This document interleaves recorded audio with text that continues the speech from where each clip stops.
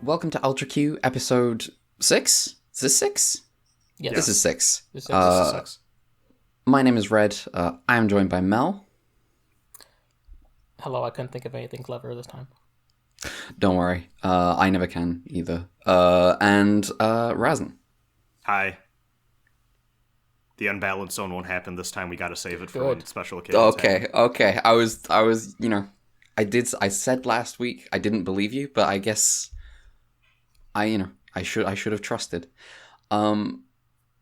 Last week, we watched some pretty damn good episodes of Ultra Q. Razan, did you want to? Do you say you had some stuff about those episodes? The secret lore. Yes, I did. So, we joked about Garadama falling from the heavens and time to go Garadama. What we did not know is that a young Amuro Ray was in that episode.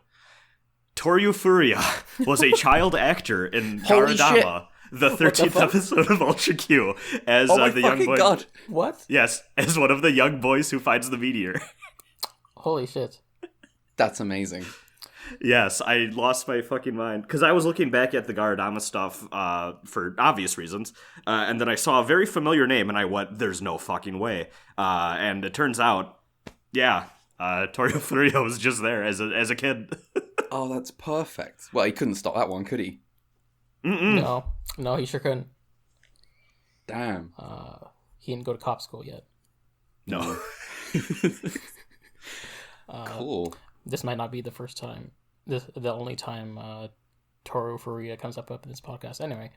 Oh, hell yeah. Excellent. Well, we've got, some more Ultra Q today. But first of all, I have been meaning to watch Mothra for a couple of weeks. Since I watched Rodan. I didn't watch Mothra. Because as I was editing last week's podcast, a thought occupied my brain and made me watch 2 episodes of Thunderbirds.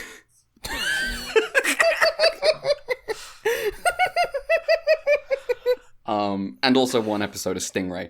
I'll get into it. Yeah. Are people gonna give me shit on Twitter for not knowing what Stingray is either? Less so. Okay. I'll be honest. I don't know what Stingray is. Stingray is the So Gerry Anderson is a TV producer. Was a TV producer. Died in 2012, I think. Who for I think British TV. Who made a bunch of puppet shows. Super Marionation is what he called it. Worked together with his wife on a lot of it. And they made a series of shows. I watched quite a lot of them because they got aired a lot in Britain and in Ireland for a very long time, well beyond when they were made, which was the 60s, the 70s. Well, I think just UFO and the Space 1999 was the 70s. All the puppet ones were the 60s, I think. And yeah, basically, anytime you see a model plane or anything in in Ultra Q. That's extremely what Thunderbirds is. The ones that I watched were Stingray, Thunderbirds, Captain Scarlet. According to my parents, I watched Joe 90. Do not remember shit about Joe 90. The whole... One of the reasons that it's kind of fun to know about the Gerry Anderson shows is if you've ever watched anything made by Hideaki Anno, he fucking loves that shit. All the, like, launch sequence stuff for Unit, like, 1 in Evangelion, that's extremely Thunderbirds. That explains a lot about a particular character in Shin Ultraman. I love how the older I get, without fail, I learn about another thing that Evangelion took from. It never stops. Stingray is where, you know how in, like, Tokyo 3 can, like, all the buildings can just, like, descend below the surface? Yeah. That's Stingray. That's the Wasp base. Oh my the God. World Holy Aquanaut, whatever it is, security patrol. All the buildings just lower beneath the surface. So yeah, I watched 2 episodes, the first 2 episodes of Thunderbirds. I had forgotten that the hood was kind of like Southeast Asian, so that shit got a bit racist. Oh, there's a bad guy in Thunderbirds called the Hood, but otherwise, it was really, really good. It was really sick. It's basically international rescue. It's like 5 brothers and their like billionaire dad, all like based on a Pacific island, keeping, you know, their identities secret. They're Batman basically, but for puppets. And they wait for Big Bird Island or whatever. It's listen. They've got like colors. They're kind of color themed, and they've each got their own individual machine that's useful for different things. Like Thunderbird 1, Scott Tracy, that's like fast response, that gets on the scene immediately. Then you've got Thunderbird 2, that's Virgil, that's heavy rescue, so he has like pods of like of like different vehicles that he can carry to whatever rescue they need doing. Thunderbird 3, I think, is the rarest one that gets to do anything because it's a spaceship. I remember like Alan Tracy whenever he's involved, it's generally because he's got like I think he's like got a romantic thing with one of the other side characters. It's not actually because he's off rescuing someone, because that requires something to be happening in space. Eagerly awaiting the Thunderbirds Planetes crossover. Oh god. Thunderbird 4 was my favorite when I was a kid, and that was the submarine. I was then, because I watched Thunderbirds before I watched Stingray, and I was, you know, very pleased when I found out Stingray was about a submarine. And Thunderbird 5 is the least exciting one. It's just like a space station where they monitor communications to try to pick up, people who need rescuing, doing like the Superman listening from space thing. And yeah, it's basically like every episode, because Thunderbirds episodes are long. They're like 50 minutes long. This kids show. Holy fuck. Yeah, and you get like 30 minutes of bad shit happens, and then normal people try to rescue them in like normal ways, and it goes wrong. And then the last 20 minutes is like, well, International Rescue have shown up and they're going to do some cool shit. And it's going to look sick as hell because we've built all these little model vehicles that are going to do wild shit. It's good. I'm a big fan. Nice. And then Stingray is the show that they made before Thunderbirds. It's the first one that they made in color. The Zambot 3 of the Zambot, the Zambot 3. And it's about there's the world. I don't know why they set up the World Aquanaut Security Patrol before they figured out that there were like races of people under the sea, but they did, and then it turned out that there was like sea people down there, and some of them started attacking, and Stingray is like a very special submarine, and there's lots of just like blowing shit up. It's cool. Anything could happen in the next half hour. This is like what one of the guys says in the opening at the start of every episode of Stingray, which is Would you say that there's a separation of mind and body as we need more modern TV that's just like, hey, fucking buckle the fuck up for the next 30 to 60 minutes. Shit's gonna get wild. I'm worried about watching Captain Scarlet because the puppets look like dog shit. They made the for Stingray and Thunderbirds, the puppets do not look realistic. They don't really look. All their heads are like way bigger than human beings. For Captain Scarlet, they made the puppets realistic, kind of. They tried to make, and they're way heavier and way harder to puppet and make them express things. And apparently that's kind of rough. So I'm not, eventually I'll watch some more Captain Scarlet because I really liked Captain Scarlet when I was a kid, but it might look like shit. You never know. The struggle of revisiting things from our youth. Yeah, and I guess it's just that Thunderbird, like, I wasn't really aware that these shows were, I think they might be a British thing. They might be like, I don't know if they're getting aired in America, or like, I don't know that they're doing like reruns of Thunderbirds in America for kids. I would say I think Miyamoto did take inspiration from Thunderbirds for Star Fox. Actually, wait, the original developers of Star Fox are British. What am I talking about? Yeah, Thunderbirds is like, it makes it big in Japan. Hideaki Anno made a documentary or something about Thunderbirds, and his first film club is named after the organization from UFO, which is after they dropped the puppets, and they're just doing straight up toku. I will not spoil too much, but I will say that Ultra Q is not the first and is not the last time we will see miniature planes in the Ultra series. So excellent. Maybe there is some. If you want to see a smoking gun, if you want to see Hideaki Anno commit like genuine just like burglary, just like stealing shit, watch the opening to UFO. the 1970 show by Gerry Anderson.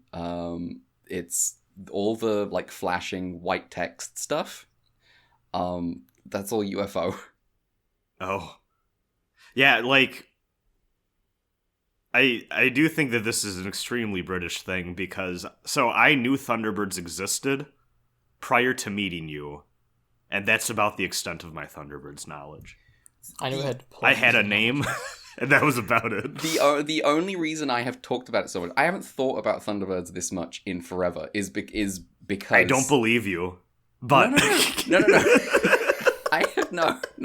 I watched 2 episodes of Thunderbirds. That's the first time I've watched Thunderbirds since I was like 8. It's ridiculous. The reason I've been bringing it up is just because it's just this shit. It's just this Ultra Q shit. when there is a model train with rockets on the side, and shit goes wrong, that's an episode of Thunderbirds. I'm calling you out on this because how this started was when we watched Shin Ultraman, and we brought up the hypothesis we brought up the idea of several scientists talking in VR chat.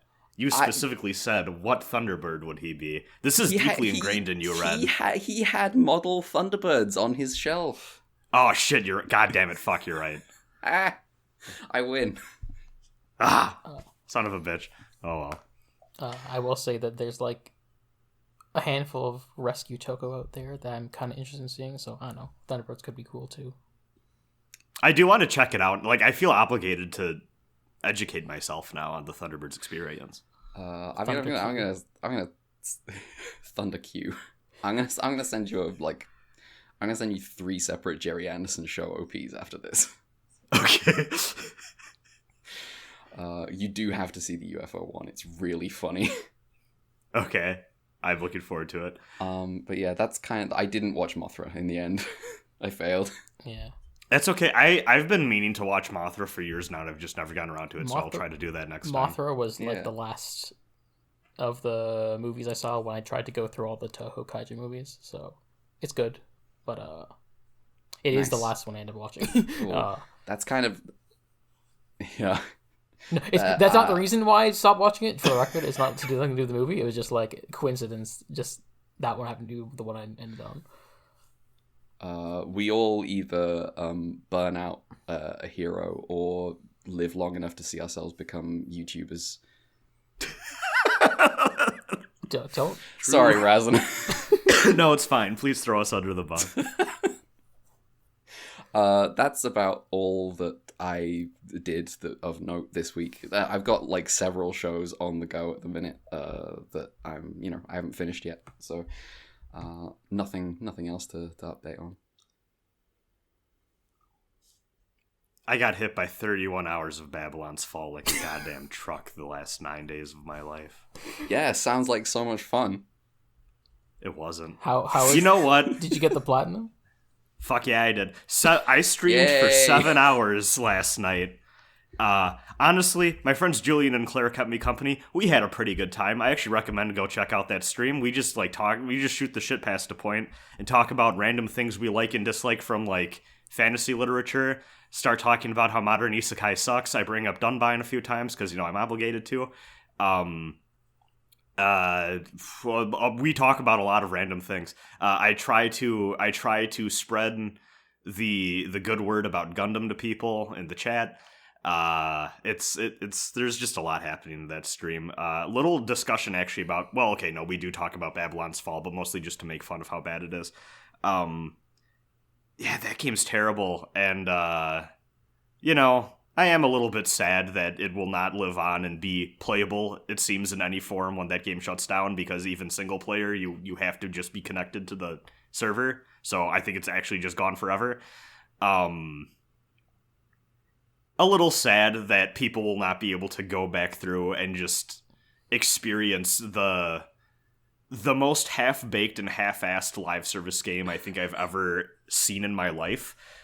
Me and my friend Julian, who also platinumed the game alongside me because he's also unhinged and decided to follow me on this journey, we kept running into this issue where there was just no community backing to this thing whatsoever. So things that you've just come to expect from modern video games, like guides or little like fan wikis and shit, to kind of guide you along the process or help you through and serve as a secondary resource beyond the in-game tutorialization, which, let's be real, for a lot of these games are typically pretty underserved and underutilized. They don't really give you everything you need. Like, you're not getting drop rates for most of the in-game resources for these types of games, right? None of that exists for this game online. Yeah. We spent hours trying to look up like what specific items were and could not find information. You were telling us like a week ago, like after we'd done the podcast, you were telling us like the like this is no like usually with every video game, it is their favorite video game. It doesn't seem to be the case with Babylon's Fall because like the wiki's just not complete. No, there is. I think I may be a Babylon's Fall expert comparative to the rest of the people who have played Babylon's Fall. They actually do a kind of fun thing where there is a ranking board. When you get to the end game, there are these things called sieges that they rotate out, and the top 100 players get put on this leaderboard. And at the end of the season, if you're listed on there, you get like a special in-game bonus. Very funny. They listed because they have a website where they like post all this shit to as like blog posts, and they're like, please note, because the game is ending, you will not receive in-game rewards for ranking this season. We're very sorry, like that sort of thing. Anyways, so there's a top 100 leaderboard. There are currently, at least last time I checked, 16 people on the top 100 leaderboard. Oh my fucking god. They could not even fill it out all the way. No. If I really want to just ruin the rest of my Sunday, so I still need to play some of this game because they keep adding story stuff, and even though I got the platinum, I still kind of want to see the rest of the story material that they made.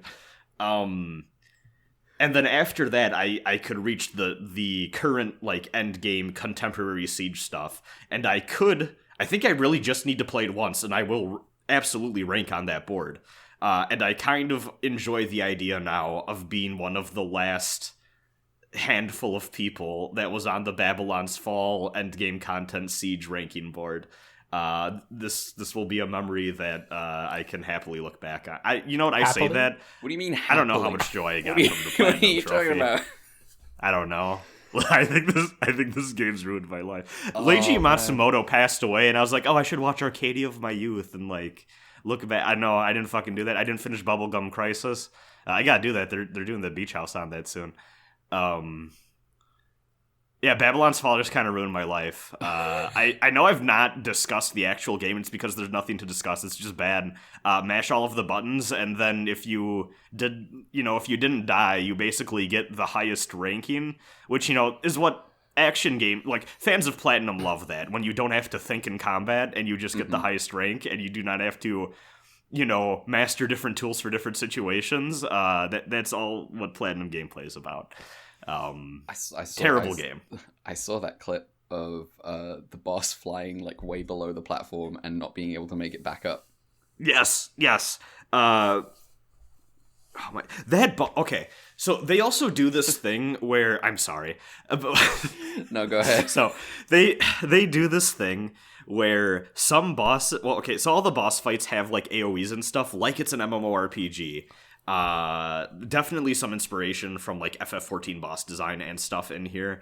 I say this as someone who is still just making my way very slowly through A Realm Reborn, so I could be talking a little bit out of my ass. I don't know how much of this is that versus just bigger MMO stuff, but they highlight the ground for where the attack's going to happen and all that stuff. The problem is, in an MMORPG, you're not fucking jumping around and doing like aerial raves and shit. So those markers are semi-useless because it's like, I don't know how high off the ground I can be but still be in this marker and still take damage. And also, even if you're within the marker, you can still time your dodge right sometimes to not take the hit, but other times you still do take the hit. Consistency. And it's so illegible of an action game, and there are so many effects going off at any time. It does not help that you have these massive spectral weapons on your character that are flying around. It's just terrible in terms of visual clarity, and you just can never tell what's going on, and I kind of hate it. There is kind of a cool thing in that game where you fight the game's equivalent of, like, the Platinum rival character archetype or whatever, and then he goes, all right, I'm going to show to you the truth of the world, and then he throws his javelin. Well, okay, I can't even say spoilers because you're not going to be able to fucking play this shit. This game is dead by the time you listen to this. So fake Virgil throws his javelin at the sky, and it turns out it's just a giant screen, and it shatters, and the world is run by robots, and you have to go to Elysium, which is just a bunch of mechanical hallways, and fight the robots that are controlling everything. And I'm like, and it's kind of fun, but it's bad. It sounds bad. It's pretty bad. It's objectively, I think, the worst god. Oh no, I used the YouTuber word. It's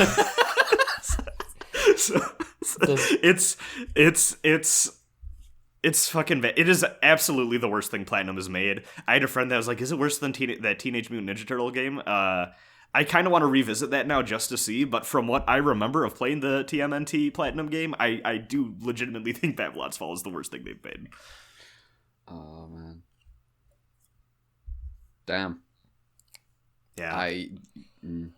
I should watch a Leiji Matsumoto thing. I should watch Galaxy Express. I should. I was thinking I should watch Galaxy Express and also Princess Esmeralda. I went through a Harlock. I don't know if I want to watch Harlock. I'm divided, but I'm confused. I went through a Harlock era of my life, and I enjoyed it quite a bit. But I need to get back to a Space Battleship Yamato as well. But I also really want to get through like Galaxy Express 999 and all that stuff. Yamato for historical context, because I have seen Ideon, Gundam, Macross, and it's like, well, those sure are all riffing. I have seen Yamato. It is, I would say, it's worth watching. I don't know that I like it, but you know. My problem is I don't know if I should read or watch it. That's kind of my hang up. But I don't know what the order is on that. I'm unfamiliar. Yeah. I'm not sure. I do know that because like the TV show and then the compilation movie happens, but then they don't make a second TV show and then another compilation movie. They make a movie and then a TV show based on the events of that movie, but different. And if I recall, there's a third TV show that the subs are still not really available for, which endlessly frustrating to me. I would believe that. I would believe that. I have no idea if Raideen is still unavailable or not. But that's been my one for ages. Is like, subs done for Raideen yet? No. Okay. Well, yeah. I'm waiting for Might Guy subs. Yeah. I'm waiting for the Legend. Hold on, Legend of the Fast Food. Legend of Grifters. the Fast Food Grifters. Hold on. I need to figure out. Yes. Yes. So the English title for this is Female Fast Food Grifter Foxy Croquette Ojin Struggle to Death in Palestine, which is a spin-off of Legend of the Fast Food Grifters, the Mamoru Oshii movie. Of course. Yeah. Naturally. But I need to know why the fast food grifter is struggling to death in Palestine. It's very important to me. Knowing Oshii, I wonder. I really wonder. God damn. Yeah. Yeah. Cool. Mel. Yes. Do you have anything? I believe you said you had a lot. Somehow I had a bunch of things. I'll go over a couple things real quick. One, I also read JoJo Chapter 1, Part 9. That's not the order that goes, but whatever. Just go to our conversation from last week. Razin said everything I think that's worth saying. Pretty much just echo it. I just pretty much echo it. Number 2. I've been picking away at Macross 7 because I need to finish it. I'll wait for more in-depth session later, but I did get last night significantly got to this particular episode, and I put the clip in the chat for you to watch. Hang on, I'm here. Hey, Red from the future here. We put a link in the description. Just hit play sometime around now. I'm watching this right now.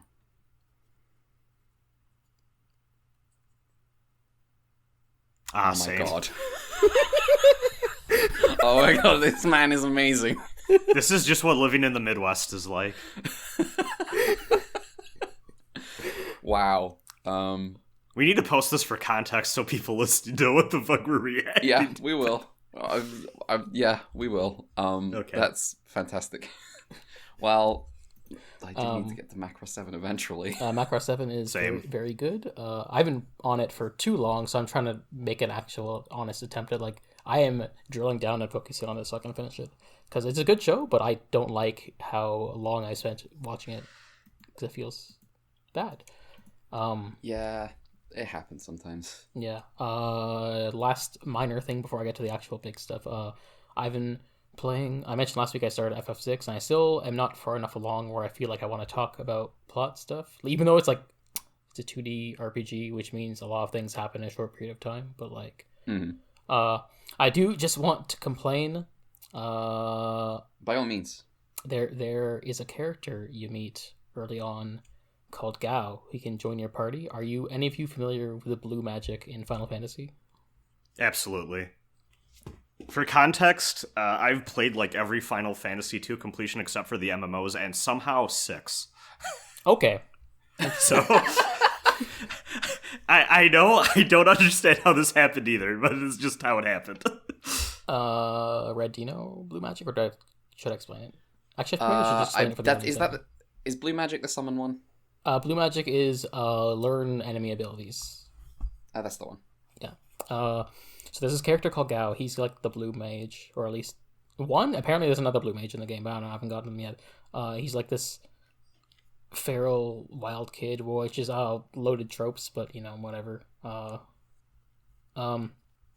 I want to talk about his fucking mechanics, which are fucking insane. You meet him in a place called the Veldt, which is like, it feels like it's like a wild zone where enemy encounters you've encountered before can be battled again, which is interesting. Especially if you want to have like a blue mage, I guess. And like, he has a skill called Leap, which is how he learns abilities, which is like, oh, you found an encounter with an enemy you can learn skills with? Well, he's going to leave the party, and then there is a 5 in 8 chance of him showing up again when you beat another battle, and if he does, he learns the skill of the enemy he disappeared from, and then also the one that you're on. It is very confusing and convoluted, and also tied with, well, I hope you randomly encounter the battle you want to get the enemy you want, to get the skills you want. That sounds fucking annoying. Yeah. So here's the thing. I fucking love the concept of blue magic in Final Fantasy so much. It is such a crapshoot on a per-game basis how useful it is and how much of a time commitment it is, unfortunately. Yeah. It's so rough. Yeah, so I'm, like, context, I'm not like Razin, I'm a more recent FF fan. I played 7 in 2020, and I've since played 8, 10, and Tactics. I feel like 7 had the best execution, of blue magic with the enemy skill materia, which you get 3 of, and some of them cannot be completed because of how encounters work in terms of, well, you can't reach these ones. And then 10 has Kamari, who has like a skill to learn enemy skills at will, which is cool, but also he can only use in overdrive, which I guess is fine. Maybe that's the better version. I don't know. But it's also Kamari. It is also Kamari. You never want to use Kamari. Yeah. I feel bad. It's bad because he's like, I like Kamari as a character, but fuck, mechanically, he's just like, yeah, you fucking do nothing. You do nothing good because everyone else does something better than you. This is the fundamental law of JRPG guys need to actually be useful in the party, otherwise yeah, like, don't like give a shit. In FF10, you have the sphere grid, which lets you. They gave you like the option of they give you like the option of like, for most people you're gonna make everyone like their sort of class where they follow along the path, but like Kamari kind of starts in a position where you can like, he could be anyone, which flexibility, but also how that actually pans out. And of course, if you're skilled and know what you're doing with the sphere grid, you can make anyone, but Kamari kind of gets the short end of the stick. But yeah, that was my complaint about FF6. So now we'll talk to you about the actual things of substance. First, last week I teased that I was halfway through a show and that I would talk about it when I was done, and I haven't finished it. I'm just going to talk about Birdie Wing, Girls Golf Story. Yes! I've been interested in this. Please share. This is a weird show to talk about because it's like golf as a sport in real life. Kind of heinous, I would say. However, heinous and boring. Yeah. However, this show, it just makes me like, damn, I wish golf was real. It's absolutely ridiculous. The protagonist is a girl named Eve, and she starts off the show as like in the golf underworld where she does golf betting, and her secret talent is that makes her unbeatable is she can hit the ball really hard. Yes. And then she meets a girl called Aoi who's like a super talented conventional golfing girl, and the two have like the thing that happens when like two girls in anime meet, and it's like, oh, this is fate. I want to do this activity with this person exclusively from now on. And from there, it's the most ridiculous golf anime shenanigans you can imagine. There's the golf mafia. People die. That does happen. The one person in the criminal underground has the random seed generated golf geofront. It's so good. It's so stupid. There's the halfway through the show, Eve has a shonen power up where she's like, "Ha! I know how to slice now." Yeah. People have golf stand I need to powers. watch this. Fuck. People have golf stand powers. Like, someone's like, I'm in the zone, and someone's like, I have a snake motif, and I use perfume to throw off my opponents with venom. One person literally sends an episode going, Sa Hajime Yoka, let's start with the alternate golf where our lives are on the line. And then, like, a third of the way through the show, they just completely changes to a different show, while still also being the same show. And it's like, the stakes somehow feel still as high, but also in a tangible, real way less high. It's a bizarre shift. And also the show does end like, this was clearly the first half of something that was going to continue either, if not next week, then like 3 months from now, and now it's airing like a year later. Yeah.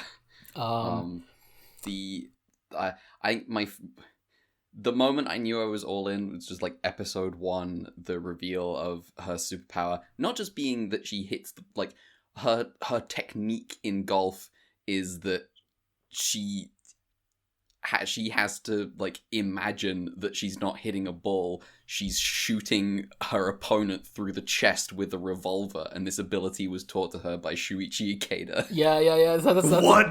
Listen. Okay, so her mentor is a character called Leo, and he's a blonde guy with he's a mysterious man, and is voiced by Shinichi Ikeda. Now, Aoi goes to a prestigious golfing high school, and Eve like transfers over there a third of the way through in the last episode of the show. That's where the shifting of gears is. And the school's coach is just an unassuming brown-haired guy voiced by Toru Furuya, and his name is Rhea Amuro. His name is just Rhea Amuro. It's just Amuro.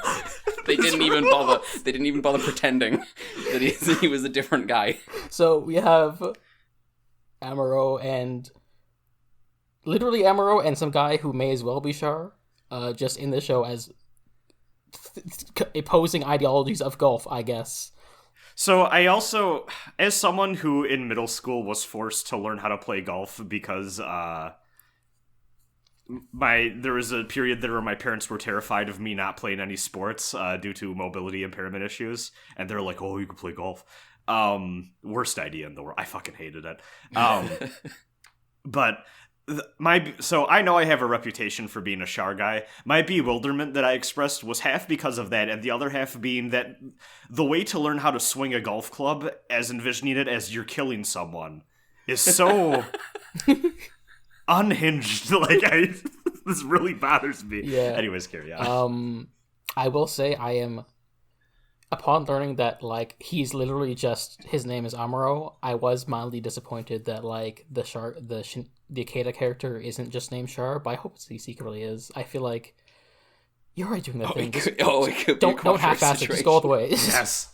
Call him like Kazuo or something as like a middle name or something. Just go all the way. Jeez, they know what they're doing. One character is into Gunpla. They call Gunpla by name, but sometimes you meet Char during his Neolib phase, and he just needs to get over. we can just say that like Leo is another Quattro identity. I don't know. Yeah, it's extremely, they can just do whatever they want with gun and stuff. And there's a Gunpla girl, and she's got like multiple turn A kits, one of which I don't think exists. Oh yeah, most fucking kits don't exist for turn A. Yeah. Give me my fucking F91 kits, man. I need a Denange so bad. The F91 is the only Gundam I would want. There aren't many Gundams I would want. The F91's very cool. I have a few Gundams. Yeah. Aesthetically, F91 is just like my favorite mecha thing. I think cool. The amount of times I've gone on eBay and looked up the exact query F91 animation cell, too dangerous. I don't think I'll do it because most of the ones that are available out in the open, not very good. But Yeah. Yeah. The degree to which I'm not a Gundam the Origin person is really annoying, because the moment that Yasuhiko comes back to Gundam for F91, I'm like, okay, it does look like the best thing that's ever been made. Sure, fuck off. Brick. Yeah. But yeah, Birdie Wing sure did end halfway through an arc, and so I do look forward to season 2 when it airs. I'm all caught up, so that's good. Yeah. Nice. Yeah. Next thing, I watched Lupin III versus Cat's Eye, which is the most recent Lupin thing released, which means I have once again can say I've seen all of Lupin. You just like, this is now an ongoing conflict between you and the people who are just going to keep making Lupin forever. Yeah, for better or for worse, I strapped myself in for the long haul. Anyway, Lupin vs. Cat's Eye is extremely another Lupin movie. Except it's crossing over with a classic franchise, Cat's Eye, which I know nothing about. And it's alright. Nothing really to write home about. Is doing the thing that if you've seen 30 other Lupin movies like I have, for context for anyone, I did watch all of Lupin last year. Some of you may know that already, but Part 2 was hell. There's 155 episodes, and the quality is all over. But yeah, Cat's Eye, I think I can't help but compare this to the Lupin and Conan specials or movies. There's 2 of those, and I really like those ones, despite not knowing anything about Conan. I feel like those movies really endeared me to the Conan cast when they showed up. Like even though I was like coming out, I was like, I have seen all of Lupin before this, but I've seen none of Conan. I went to those movies and watched them, enjoyed them. I was like, okay, I see the appeal of Detective Conan as a property. I see the appeal of these characters and their dynamics, and also I like their dynamics with the Lupin cast. In particular, Conan and Jigen's dynamic in those movies is exceptional. I highly recommend those to anyone, honestly. Meanwhile, I feel like it's hard for me to like get a grasp on the Cat's Eye characters. They feel a bit more tame and interesting. Like, it feels like Cat's Eye is a thing that could be cool and stylish, but also it didn't grip me as much as like other things. Like I didn't watch this going, I should watch Cat's Eye. I went this going, well, Cat's Eye could be neat, I guess. The characters. What even is Cat's Eye? It's about like 3 girls who are siblings, and they run a cafe, but they're also secretly thieves. Okay. Okay. And all I was getting when I googled it was Stephen King. Yeah, it took me like. I will also say this is a CG animated movie, and like it is going for like a more anime style than Lupin the First, but also if you're fucking Lupin the First is like one of the best CG animated things that exists, and is also one of the best Lupin movies. And this one just kind of feels like like it's not going to work on the same budget. It's like a lower budget thing for sure, but does like look worse in comparison, especially because like like the models themselves don't look bad in like still frames. It looks like, well, this is a 3D conventionally looking anime, like kind of like the Studio Orange type thing, but like it doesn't. The motions are more stiff and stilted, and it's just it's not exceptional. It is a thing that exists. I kind of did appreciate that they gave Lupin his pink jacket in this one, because like that never ever shows up in anything.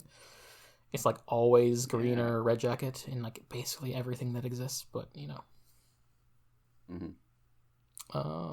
is.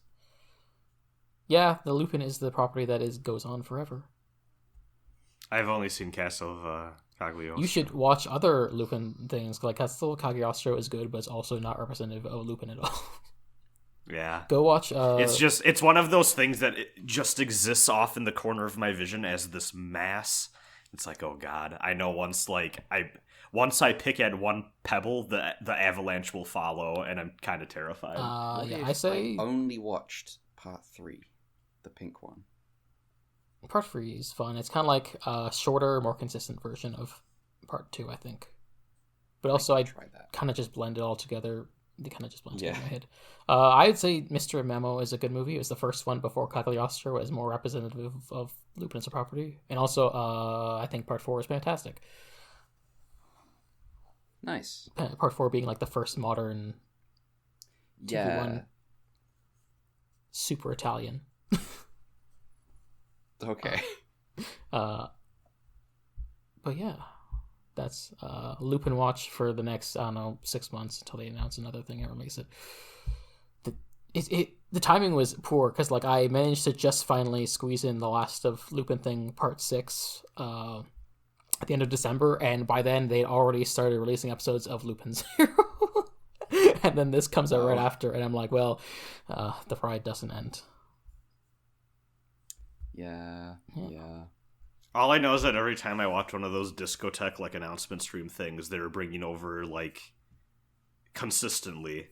There's never the Lupin train never stops. There for is them. like I love that for them. There is like 30 movies, but most of those are TV specials, and a lot of the TV specials are not good. Oh. There was a period of Mel's life where she was watching a TV special every day, and she was not having a good time. Rip. Yeah, I will say that the quality of Red Jacket, which is part 2, and the TV special specifically, is all over the place.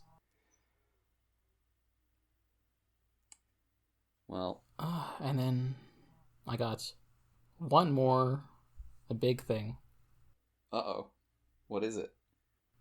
DonBrothers fucking ended last night. Oh, shit. I didn't know. And I managed to squeeze in both the movie, which is the movie, and the finale before we recorded today. Damn. How was DonBrothers? That show is fantastic. Okay, so I'll start with the movie first, because that is like... Sentai movies are like 30 minutes because they're double features with Kamen Rider movies. And that one is just a really stupid comedy of like all the DonBrother characters being recruited to film a movie with the worst director imaginable, and they're all terrible actors. and it is just very, very funny, very bad green screen intentionally. It's fun. It's just really, really excellent.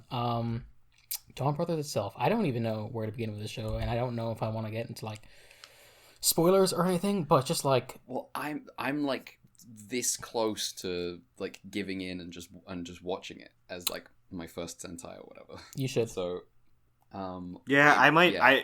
Sentai is now the one of like the big 3 like toku like superhero things or whatever. It's like, oh, I just have no experience with this one whatsoever. Yes, because now we're on this podcast. Yeah, so I'm like, I should close that gap. Yeah, it is interesting because I feel like both last year's Sentai Zenkaiger and this year's Sentai's DonBrothers are like 2 of my favorite Sentai that I've seen. They're just both excellent, but they're also very different in different ways. Like Zenkaiger is like a conventional Sentai at its best, and like just doing one-off stories. Every episode is a banger. Every episode is like a really engaging and fun in a way that you wouldn't expect from like you wouldn't expect the episode about the radish monster to be good, and somehow it's like really fun and compelling. Me watching Ultra Q. Yeah. Also has every character in Zenkaiger is really good, including Zox Gold Tweaker, the greatest character ever created. I love the name. Was that name Zux Gold Tweaker? Yes, Zox Gold Tweaker. Fantastic. And it's just like a really fun tribute anniversary show that doesn't also need like extensive knowledge of Sentai to watch. Mm-hmm.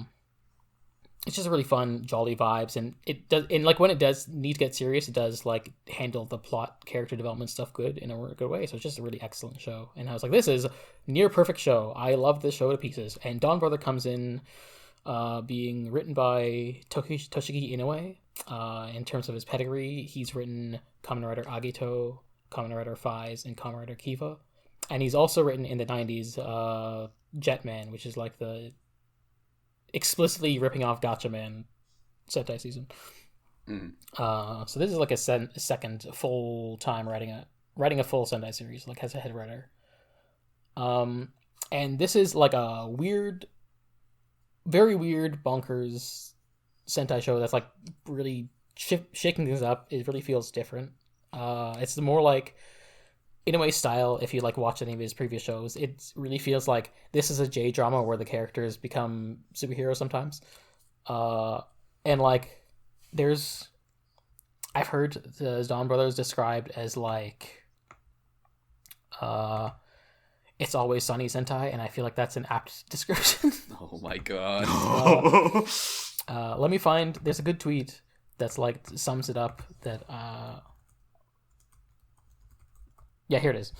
It's by the tweets like for someone called @AntiLaser, and it says the reason why DonBrothers works so well is that is at the core of everything. Despite all the action and plot and toylines and cross promotion, it's a sitcom about like 5 or so completely insane people. Excellent. And it is in a way doing his thing where like these characters are all on the same side, but they don't know when they're on the same side, or they don't know each other's identities until like the 11th hour. There's just absolute ridiculous interpersonal dramas. They're both like, there's a groundedness to them, but also an absurdity to them. Really fun, endearing characters. Somehow the final episode was like really strong and emotional, despite the show being like very, very silly. There's like one plot thread where it feels like it almost feels kind of weird how they ended up resolving and tying it up, but also one of the characters comments, well, that was anticlimactic, and I think that kind of endeared me to it in the end.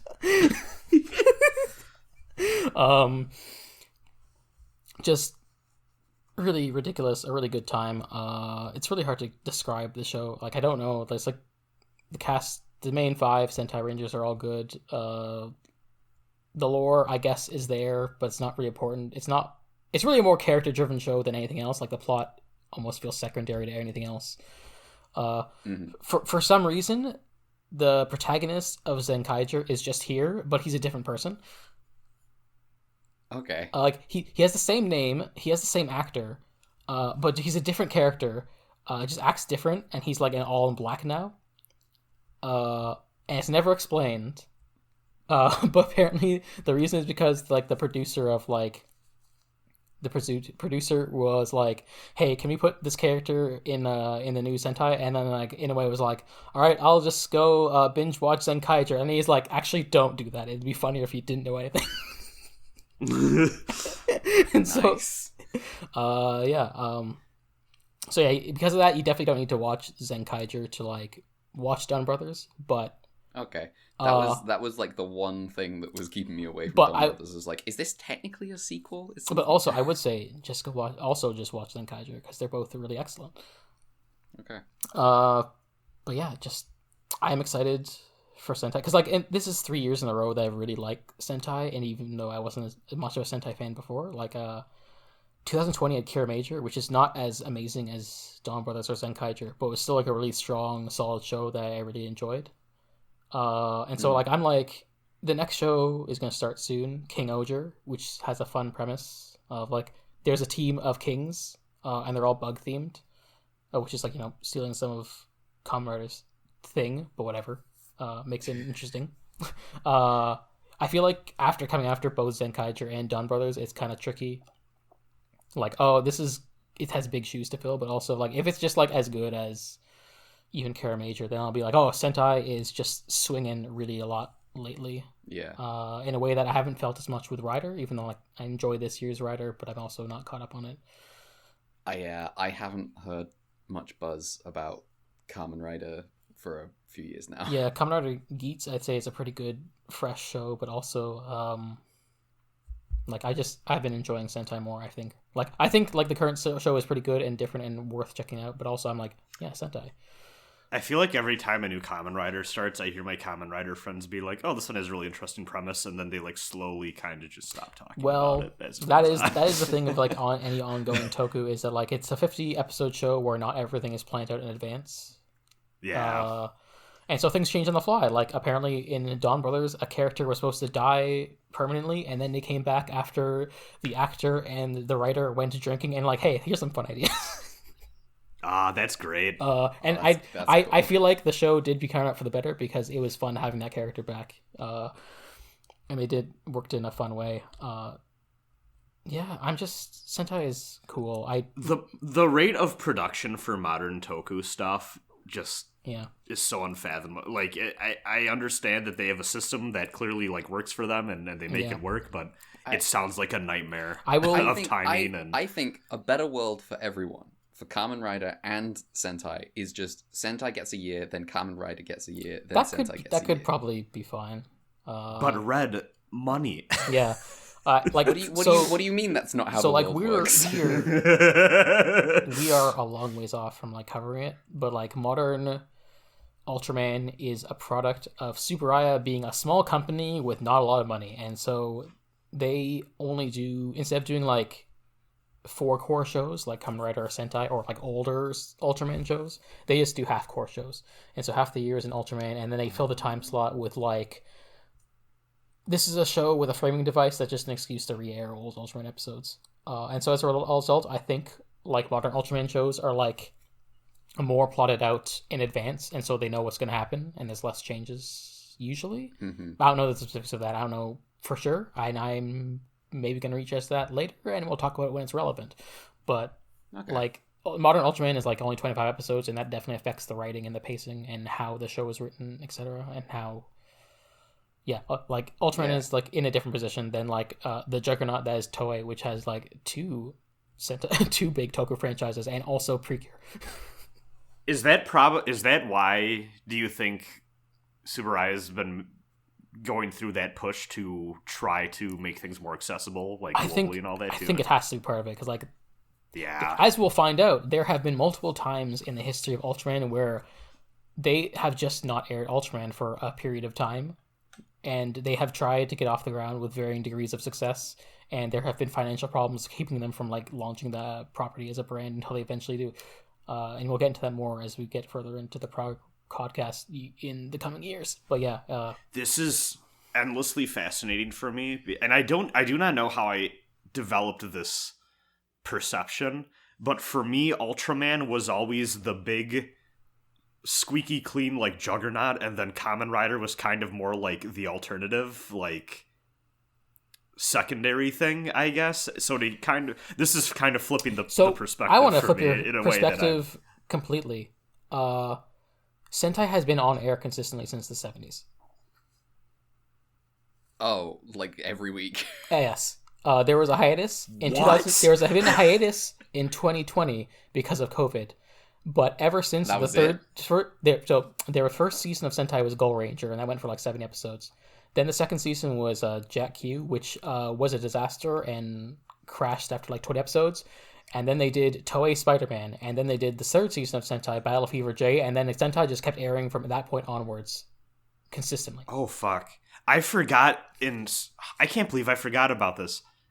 Covering my tokusatsu history, I have in fact seen Toei Spider-Man. Okay. Yeah, Battle Fever. That was a long time ago. Battle Fever J was originally going to be like a Captain America thing, and that's why everyone in that show is like, I'm Battle Japan, I'm Battle Kenya, etc. And that's also why the next 3, like there's like 3 Sentai seasons that technically were Marvel co-productions.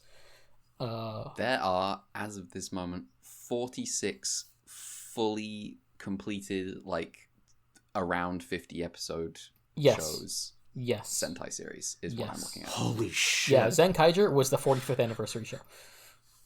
Or the 45th team. Like, it is Sentai... Like, that's so fucked up. Yeah, like, and the thing is, like, Sentai's prospects have been kind of shaky since, like, 2010 or so, because that's when Kamen Rider became the juggernaut over Sentai, and, like, Kamen Rider has been the big moneymaker since 2010, since, like, after Decade, they kind of changed the style of Kamen Rider. And meanwhile, Sentai's been really floundering, and that's led to like a really experimental series like Key Ranger, where they have 12 guys, and Lupin Ranger versus Pat Ranger, where there's two Rangers that fight each other. And when you have DonBrothers, which is like what it is. Mm-hmm.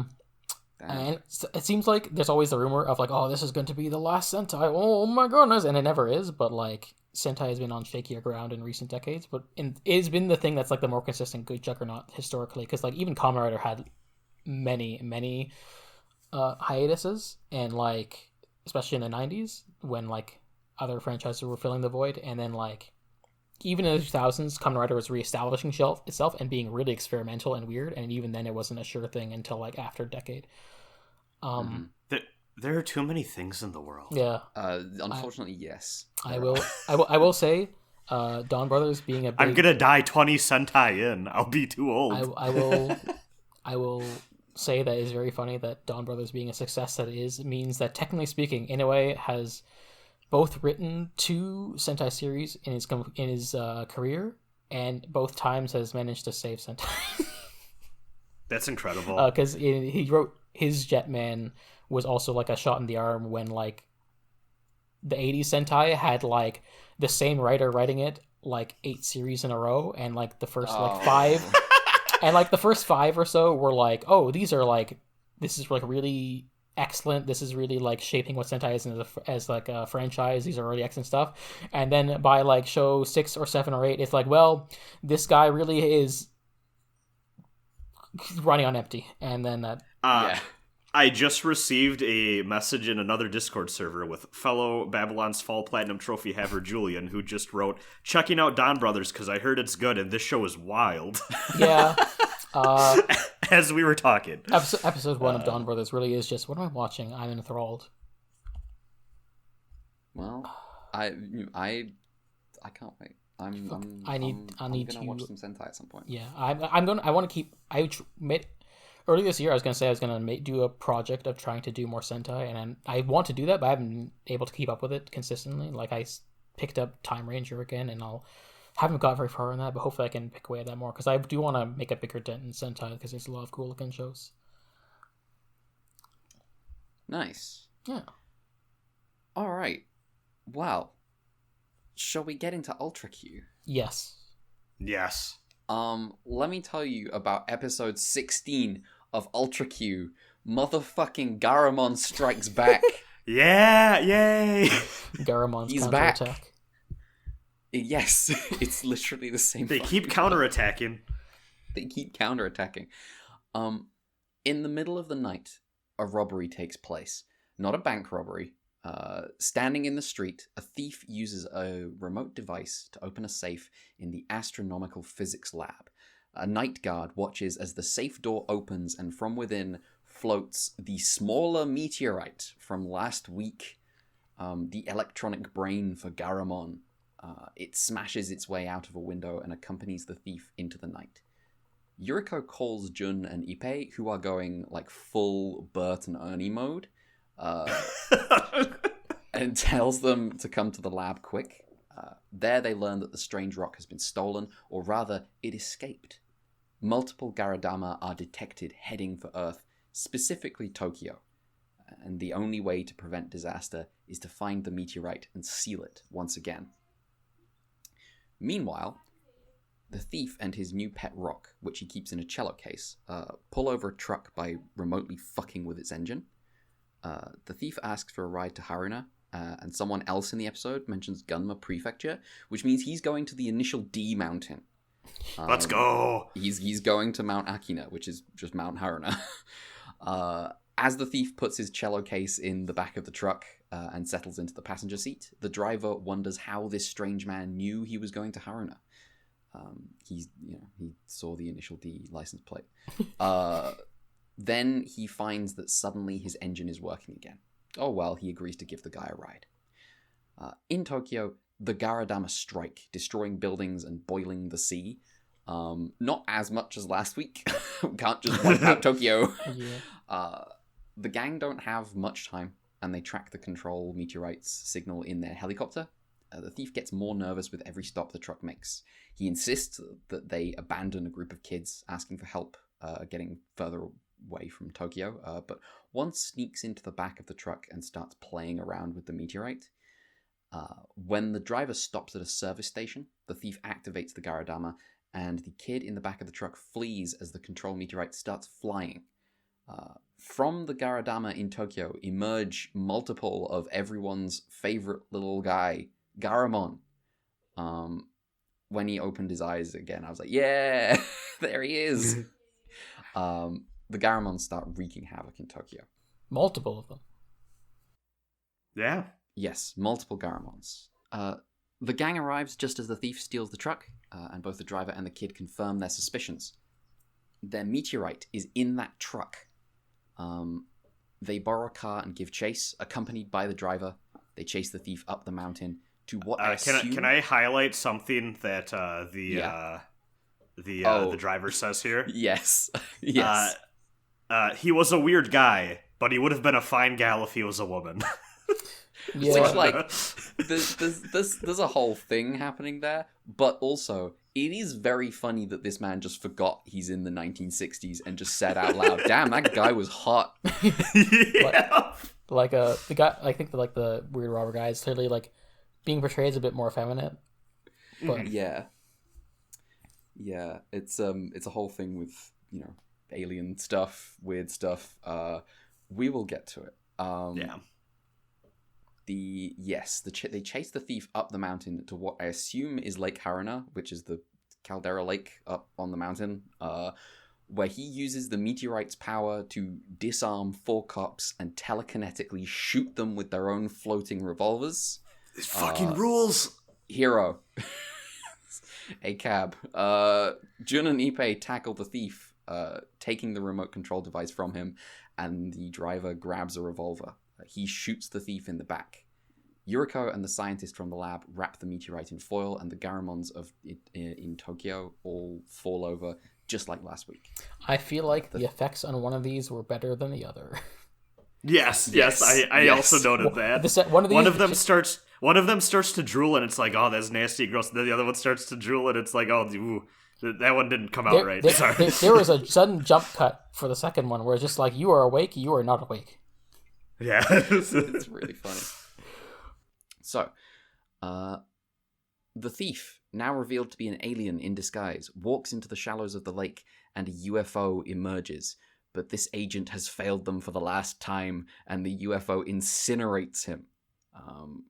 Just blasts a laser beam at him, and he's on fire. He dies.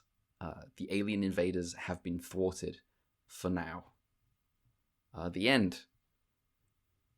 I think this is my new favorite episode of Ultra Q. It's really good. I liked this episode a lot. There's a lot of cool shit going on. From the jump, this is just shot so dynamically, and like there is like a cinematic flair to this episode that I feel like some of the other episodes have lacked.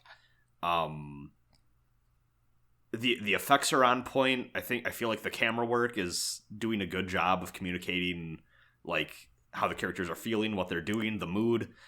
All of the different various like threads of like the plot, I think, kind of coalesce and like tie together in like a really satisfying way at the end. Just a really solid episode of television here, I think.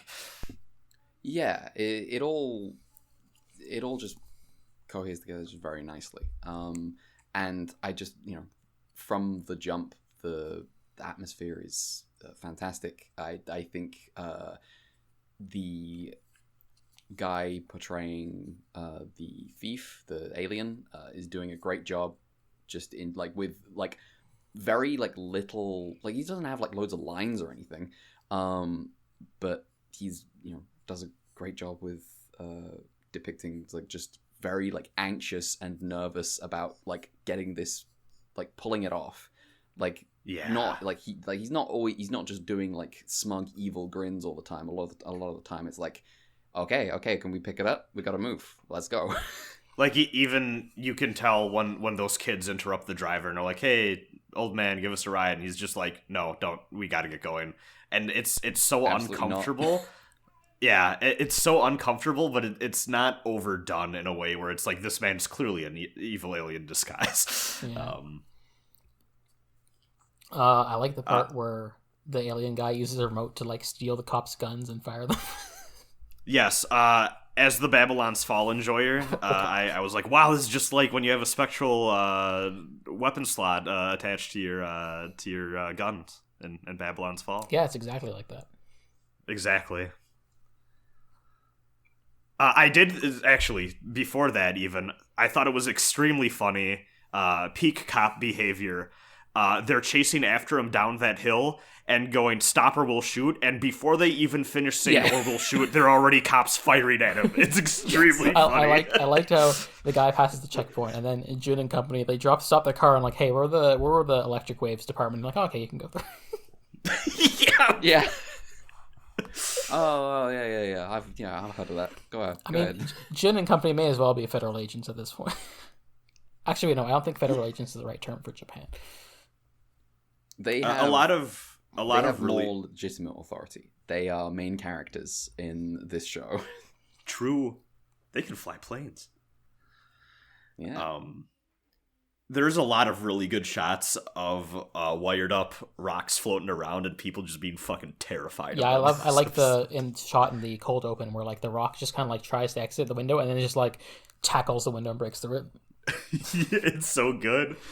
It's really good. Like seeing what has clearly happened and just being like, yeah, no, this is great. This is like our first Ultra Series episode where about like there's a guy who's doing a plan and he's secretly an alien doing some shit, and it won't be the last. I'm sure you can see the through line between this and like the guys in Shin Ultraman. It absolutely. I'm happy you brought that up because the suit that he's wearing at the end, where his true alien form is revealed, that was the first time where I was like, oh, here is the thread that connects between this and the like super heroic stuff. Yeah, like this guy looks like he could be a Kamen Rider dude. Like, you know? This is like guys like Mephiles and like I forgot the first one. Zorab. Yeah, Zorab. Like we're gonna get those episodes in like Ultraman, and it'll probably be like a similar kind of thing to this. I imagine like this is like the prototypical one, and like there's stuff like this in like future series. So when those kids stop the truck and the thief has to be like, "Fuck them kids." One of my favorite sayings. Yep. Those kids just run out in front of the moving truck. They do. I mean, to be fair, at least the driver's like, "Hey, don't do that." I like the way everything is like very convenient. Like the one kid sneaks into the truck and then comes out when to tow the rock, and then Jen and company happens to break over the right gas station. The kid's like, "Oh, by the way, I saw the rock." And it's like, "Okay, perfect." Yep. just like. I also love how they didn't send a different rock. Those things must be expensive. Apparently, the rocks are more expensive than Garamon's. Yes. I can believe that. No insult to our boy, who is very cute, but I can believe it. Yeah. We haven't talked about how he accidentally slaps himself on the face with part of Tokyo Tower. He does. I think it's very funny how slowly the multiple meteors fall. Yes. It's really one good. thing I did have. There's a point where they like start to move and like pattern themselves into like a triangle, which like I know. See, you know, like UFO stuff or whatever. You tend to see like that pattern of like, oh, like the balls of light like shaped in like a triangle or whatever, typically with like or like more of a V shape where like there's one end that's like not closed or whatever. And I was like, how far back does that specific imagery for like UFO and alien stuff go? Because I had just never thought about it before. But I was like, I guess like even like all the way back then in Japan, like that was kind of just like this imagery was associated with like extraterrestrial visitation and shit. So I thought that was interesting. Yeah. Yeah, I hadn't considered it. The stuff I had considered. This is obviously I like this episode a lot. Obviously, working on like, they're among us. No, I can't fucking use that phrase. They're amongst us. The whole body snatchers thing, the whole like they could look like you or me, and they live alongside us, where it's like like Cold War. The Cold War is happening. Yes. and the extremely Cold War fiction, which like Japan's relationship with the Cold War is always interesting to me because of like their kind of status as like American investment in East Asia. Some might say it's still ongoing. Yeah. Yeah.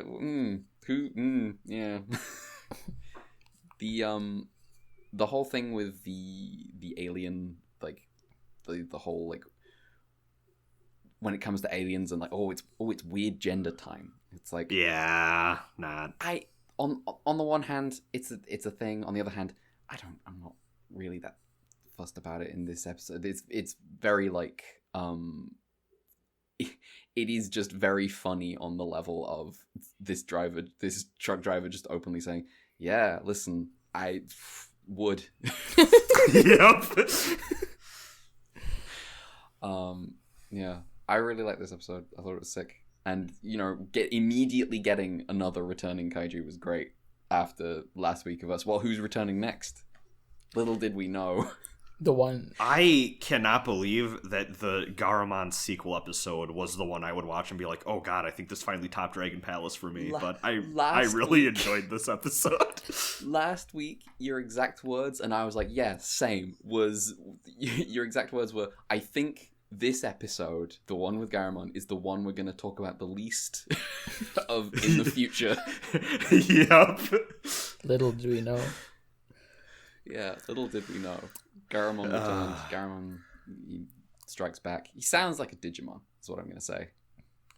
He does. I love that they kept the mannerisms where he just kind of floppily wiggles his funky little fingers around. So, yes. So is this Garamon Tamers? Garamon. Oh my god! I need Guilmon to fight Garamon immediately. That would be still good. Looks like Salad Fingers fucked a pine cone. I'm sorry. I can't believe it came back. I forgot I had said that, and I was at the grocery store listening to our podcast episode because this is how I spend my Saturdays. And that happened, and I started laughing in the popcorn aisle, and someone looked at me, and I was like, I just need to walk away. Can't believe you're laughing at your own jokes in the grocery store. I know, I'm such a douchebag. That's okay. I whenever I'm editing the episode, I do occasionally laugh at my own jokes anyway, because I'm just like, yeah, get them. I'm like my own Socrates friend.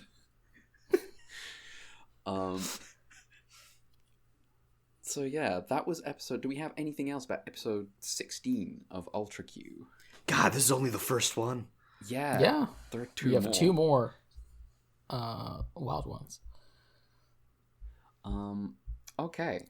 In that case, we're gonna move on to... Oh, fuck. I forgot that this episode was... Yes. Okay. Episode 17 of Ultra Q is called The 1/8 Project. Yuriko is having a bad time with the crowds of Tokyo, and the narrator informs us that Tokyo is the city with the highest population density in the world. The gang are going for a drive, and Yuriko spots a sign for something called the 1/8 Project. Sensing a plot line, she decides to investigate. The 1/8 Project is a project to shrink people down to 1/8 their current size and let them live in a world that has been built to the same scale. The project's aim is to help ease the problem of overpopulation in Japan, and they promise that this new 1/8 scale society will be a fresh start for humanity and won't be as unequal and divisive. You won't have to pay taxes, you won't have to do anything you don't want to do. A young Tomino watched this episode and started stroking his chin. I wonder if there's Cold War stuff happening in this episode too. I like the way that this goes in this episode. Yuriko says no thanks. This is obviously a huge scam, and also she doesn't want to be small. She wants to be big. I don't know why this is her rebuttal. So I thought about this and I was like, you know what? I don't blame her after all of the kaiju stuff. It's like, you feel small already in this terrifying, unbalanced universe. What if I was the kaiju? Yeah. She's not the one that gets to be a kaiju. Unfortunately, she doesn't handle crowds well and accidentally gets bundled into the elevator that heads straight to the shrinking machine. She gets shrunk and wakes up like a week later. I think there's a time skip somewhere in here that happens. Yeah. She has no idea what's happened. She's welcomed to the new 1/8 society where everyone calls each other by a number instead of their name. Yuriko sees her camera and wonders why the hell it's huge, and she's finally informed it's not huge, you're tiny. She looks up and sees a giant, normal-sized man who arrests her for getting shrunk without permission. She illegally immigrated to the 1/8 society. Yes. Yes. To be noted, specifically, that's what they say. They also specifically say, forget the past. You're in a new society. Don't have any attachments. This is the new perfect society. Yes, they. This little corner of the room is the immigration office for the 1/8 society. They put her in a suitcase with seats in it, and she's taken to prison. She gets help from an inmate who lowers her case out of a window. The case tumbles down a slope into a river where it floats downstream. It is eventually picked up by some kids and a couple of nuns. The nuns deduce it must be from the 1/8 project. Now it's finally like, yes, Catholicism in my Ultra series, finally. It's happening. This is only the beginning. Yuriko wakes up and insists she be taken to Jun and Ippei's airfield. The boys aren't in, but the nuns drop Yuriko off and leave, and she climbs out of the case. She hides behind a memorial photo of herself as Jun and Ippei return. There's a moment where she stood side by side with her own photo that's very funny. Yeah. Ippei brought balloons for Yuriko and ties them to the case. I already know what's going to happen. Jun insists Ippei stops talking to the photograph and move on, but it's clear that Yuriko's disappearance is still on his mind too. Yuriko is too scared to reveal herself, and Jun and Ippei eventually leave. She calls her boss at the newspaper, who hangs up saying he doesn't take calls from ghosts. Honestly, mood.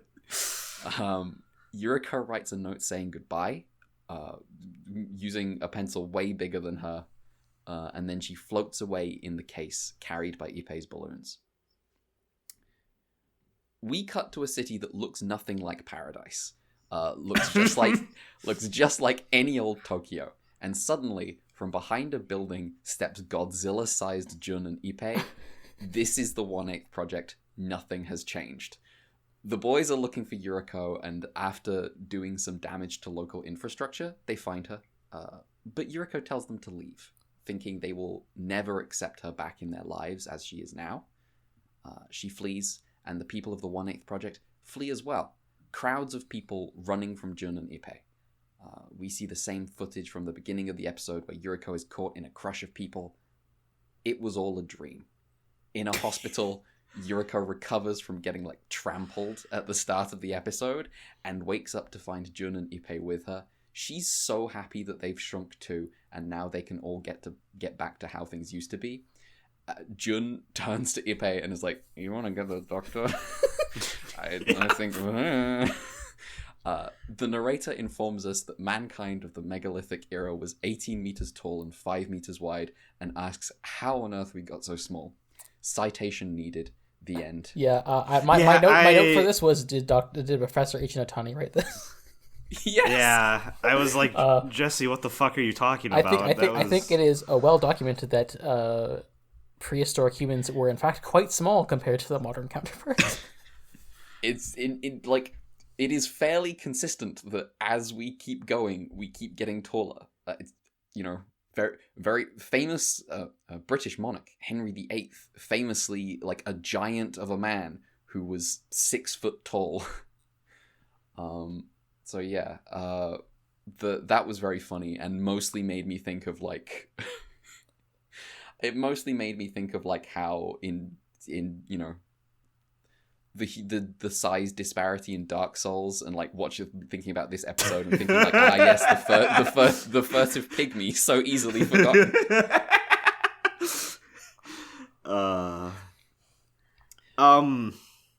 This episode is trying to do a lot. Yes. Yeah. My one takeaway from this was I feel like with a lot of these types of recap style podcasts that, this podcast exists within a broader ecosystem of similar podcasts.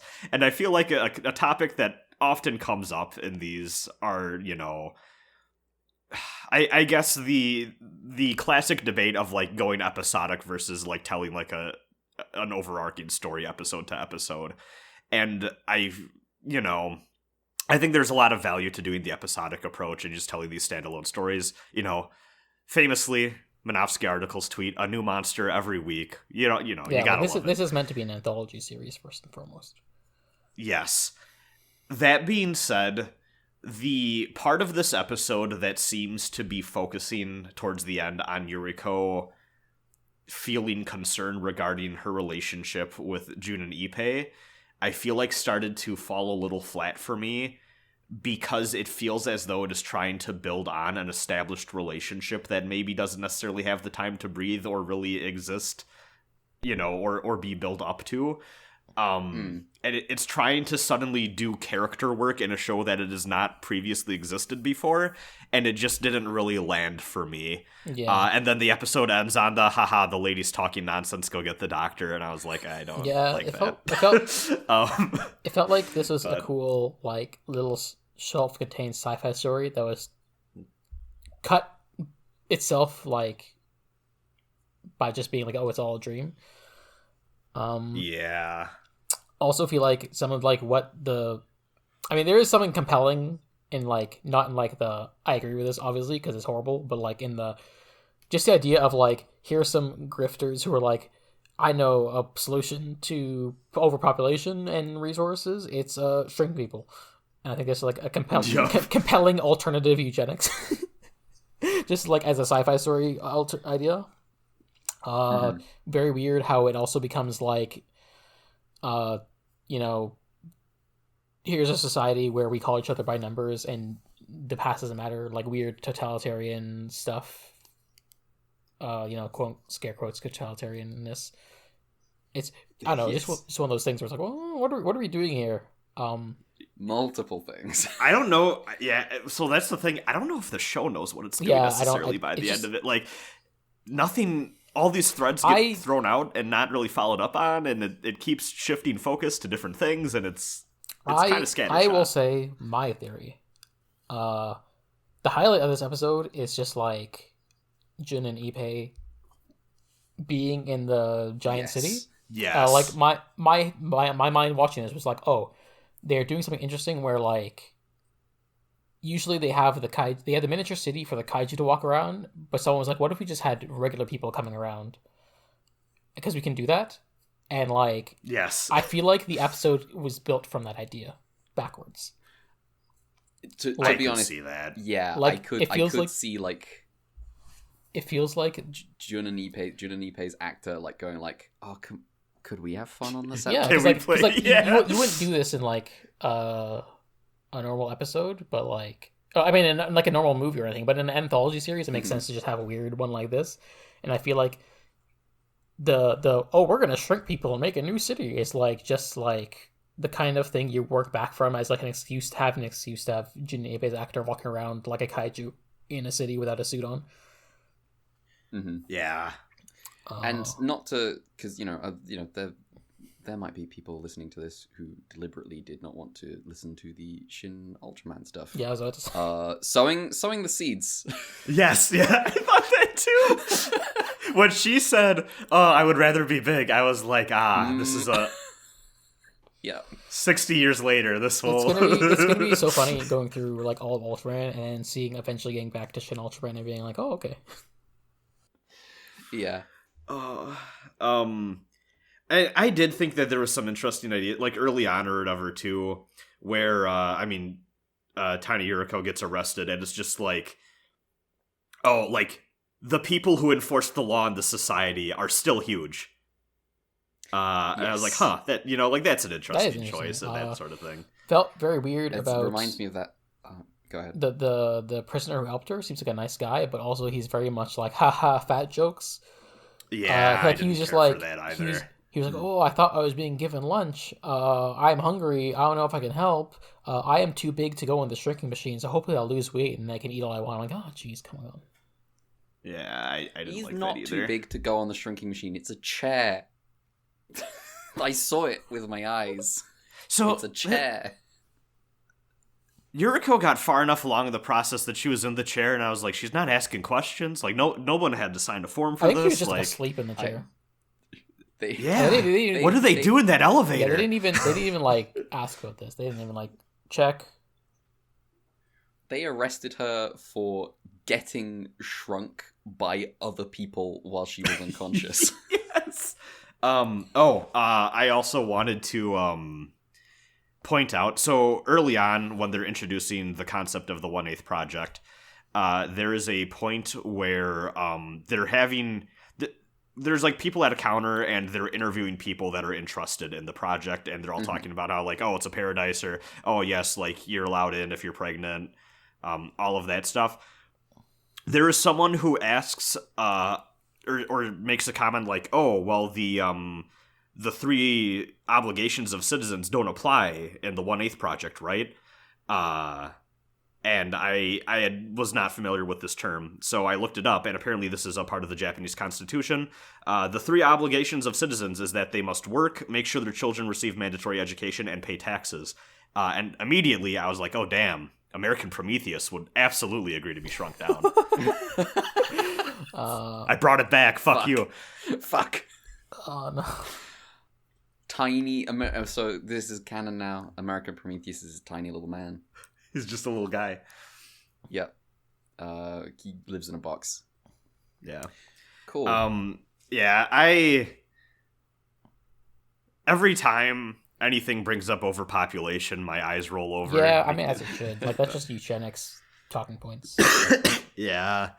Really, but like, really cringed when, like, last year in my program, someone was like, "Dang, we don't talk about how a much overpopulation is a problem." Like, yeah. Also, yes, people do. They do all the time. Yeah. They talk about it all the fucking damn, time. This is how I know I'm in a liberal institution. And what I ended up landing on this episode, though, is that, like, so little ends up being talked. Like, we shift from, like, the tiny society to Yuriko's interpersonal, like, feelings to it was all a dream so fast that just, like, I kind of just ended up getting nothing from this episode other than, oh, yeah, it was kind of fun that June and Ippei got to be kaiju this time. Yeah, that is, and, like, apologize awkwardly as they're breaking stuff. Yeah, but, the idea of, like, oh, here... There's, like, some neat kernels of ideas, but mostly it's just you just watch it for the one scene where they're walking around the city. Yeah, the one, like, through line that I felt like paid off, ironically, was probably the overpopulation one, and, like, the whole like, well, we're gonna fix it, everything's gonna be fine now, was like, it's just the same shit. And it's like, I was just like, okay, this is somewhere in Tokyo, and then he walks around the thing, it's like, oh, it's not. Oh, I see. Oh, I wonder how much that was just intentional, or how much it was just like big end of Eva 4.0 energy, where it's just like they think this, they just like their idea of good is like, you know. Oh, that's so, I'm that's really funny. I think it has to be. I can't imagine that, look, like, seeing that, like, all the crowds and, like, the line of cars just beeping at each other as they can't go anywhere, and I have to assume that at least is deliberate. If not, Subaraya, come on, man. we do have to keep in mind this is the same company that, like, last week we talked about how they did end an episode with a World War II pilot doing a kamikaze on. This is true. Oh man, I did like that. Basically, nothing had changed. I think the other main thing that I was, like, really into this episode was the set of the desk that she is on. It's great. Walking around, it's really cool. It's really well done. Yeah, I'm wondering how much. I feel like they're definitely using some green screen, because they definitely do that in some episodes. But, like, yeah, Yeah, but it's like because there's the Yeah. there's the angle of the room where we can see Jun and Ippei in the room, and then there's the angle of it like facing away from the door, where it's like they built like a full set for that looks really good. Like they do use some liberal green screen sometimes in the show. Like in next episode, there's just a part where like a truck drives by, but it's like a miniature truck, so it's like, oh, okay. Yes, that is yes. I do remember that very clearly. It's just like, damn, okay. Yeah. That's tiny. Yeah, but otherwise, yes, I did feel that the interpersonal drama that Yuriko kind of summons at the end here was kind of stretched. Like it's kind of riffing on the fact that like Jun isn't very open and is like he like earlier in the episode is like, oh, forget about Yuriko, she's gone, or whatever, and it's I think it's weak. I don't. He's got a Pegula to worry about. He's still out there. I think. He's too preoccupied with his rival. Yeah. If Pegula does not show back up in this show before it ends, we're going to be the most owned we've ever been. But yes, it's going to be really funny. I'm banking on it. Don't worry, you just got to count on Pegula coming back in some future Ultraman series. Yeah. At some point, we will get Jun versus Pegula full fight, 4K, 60 FPS. Yes. It'll be great. Yeah. Jun must die difficulty. Yes. S rank. Yes. It's instead of triple S rank, it's triple Q rank. Oh yeah. There You're you right. go. Do we have anything more on the 1/8 project? No. That's a no. So we're gonna move on to The Rainbow's Egg, episode 18. A transport carrying a capsule of enriched uranium. I sit up in my chair. is heading to a newly built industrial town. At a pit stop, the guy in the passenger seat finds and picks a bamboo flower. The driver says it's a bad omen, and as they continue their journey, the sky darkens, a strange golden rainbow appears, and, most concerningly, a monster emerges from the earth, shooting straight up atomic breath, and the transport is obliterated. The uranium capsule is now loose. A girl named Pico and a group of her friends find a bamboo flower to give to an old woman that they called Grandma. Grandma knows that bamboo flowers are a bad omen, but she doesn't want to upset the kids, so she makes up a story. If you find a bamboo flower and a rainbow egg, a rainbow's egg, you will get a wish. Pico wants to wish that Grandma can walk again, so the kids get to searching for that rainbow's egg right away. The gang, meanwhile, are flying over the site of the attack in the helicopter, and it turns out both men survived. Somehow. Yeah. They are rescued and tell their story about the uranium and the golden rainbow and the monster. Jun thinks it sounds like Pagos, a creature that was encountered recently in China. It caused serious damage at a uranium storage facility, and its breath looks like a golden rainbow to the human eye. This was reported by Professor Itoigawa, who will be at the power plant in the newly built industrial town today. The gang has to meet him urgently. The kids have been hunting for eggs. They raided like a chicken farm, but no luck, just normal eggs. Kids just do this in the show era, I guess. Yeah, you can just you can make hundreds of chickens, just like dozens of chickens, just like lay eggs on command. Like this is the second time. Yeah, you just got to do a funny little chant. This is the second time this happened in this show. Is this the second time this has happened? Yeah, the first time it happened was in the Canagon episode. Oh, right. I think it's... I feel like we've somehow like just danced around this or just like internalized this as fact, so we haven't felt the need to discuss it. This show is obsessed with eggs and hatching. It really is. It really is. To the point that some like weird rock got showed up on a beach somewhere in real life, and all three of us individually were like, don't touch that. Don't fucking go near that. Do not put that near an open flame. There's a monster in that one. Yeah. Then the kids spot a golden rainbow and they head in its direction. I do want to say it's funny when they show the shots of the golden rainbow, and I just think of the Scott Pilgrim panel that's like, this comic's in black and white. What was that? Sorry. Oh, sorry. It is funny whenever they show the golden rainbow on screen, and I just think of the Scott Pilgrim panel that's like, this comic is in black and white. Oh right, Oh. yes, Yeah. yes.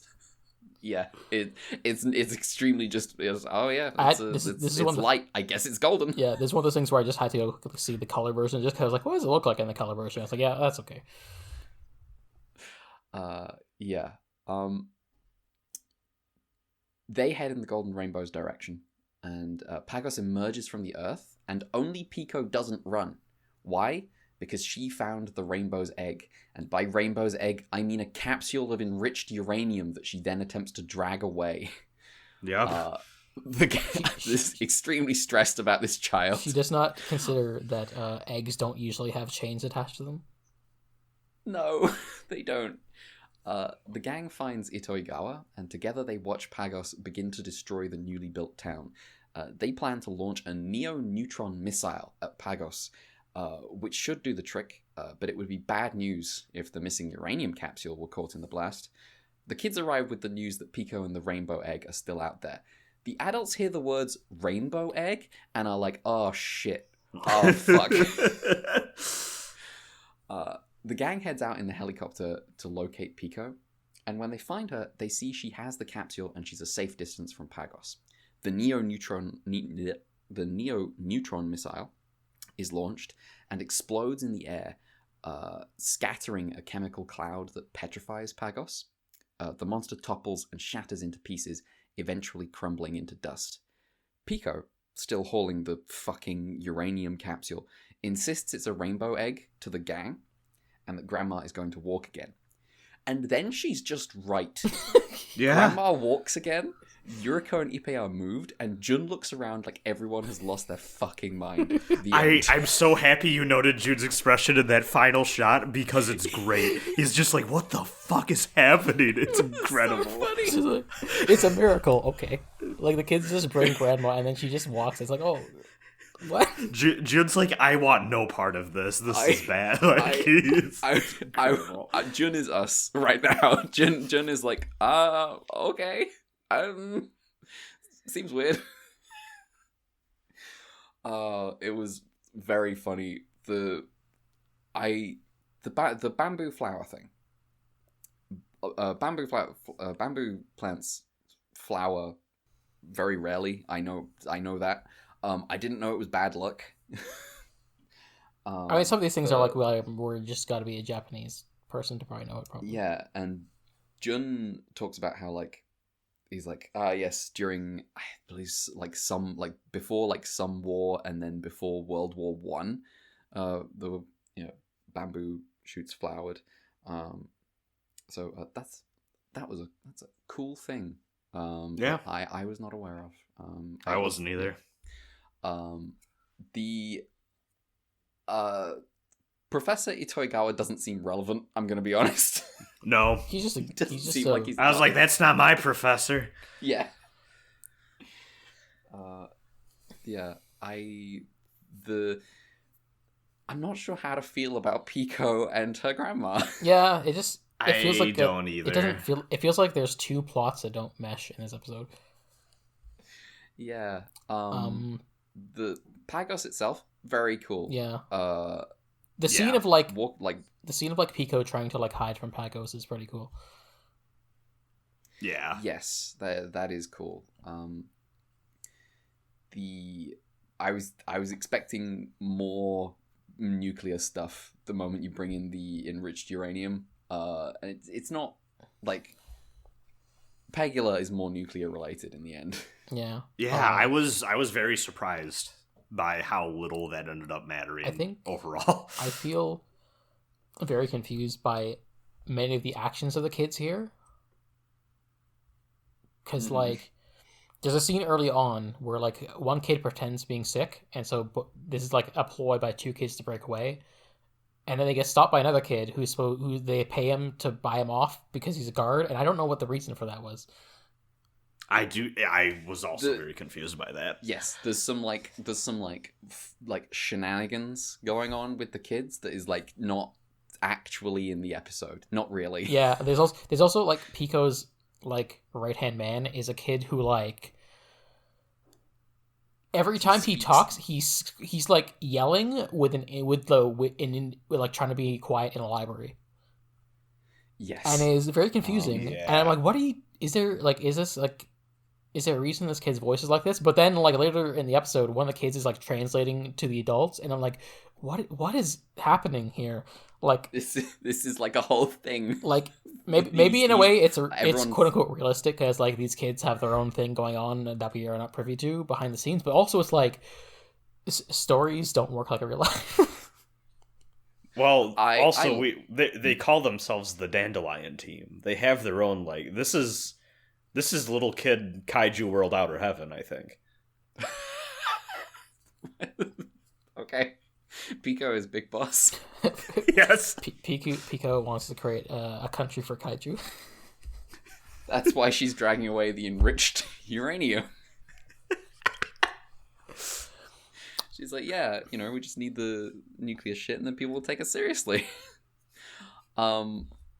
Yeah, there's less to talk about in this episode than there should be. It's weird. There's the two guys that survive. One of them is not doing great. He's not doing so hot. No. He is extremely ranting. Funny that they just sent Ippei over to like, hey, humor him for a bit, and he's just like Ippei's just kind of being condescending to him. But maybe if you're treated by the idiot by your two friends for 20 episodes, you're kind of like, well, I'm gonna lord over someone else now, even if they are hospitalized. Yes. Never mind that Ippei was also once hospitalized. First opportunity to bully someone else. I really thought something was gonna happen with like that plant when like Pegos attacked, but then they just kind of shoot missiles that turn it to stone and make it shatter. It kind of also just like there's this weird shot where after it's like crumpled, it's like there's this cloud of dust going upwards. I'm like, what is happening here? Like nuclear fallout style, right? Like it's and I'm like, what are they doing here? But like it doesn't, I don't know. It's yeah. It does feel like maybe it feels like they got whoever writes the kids episodes and whoever writes the monster episodes in the same room to work together, and they didn't get along. Yeah. Pagos is also an ancient Ultraman, I think. So nice. Nice. I like Pagos.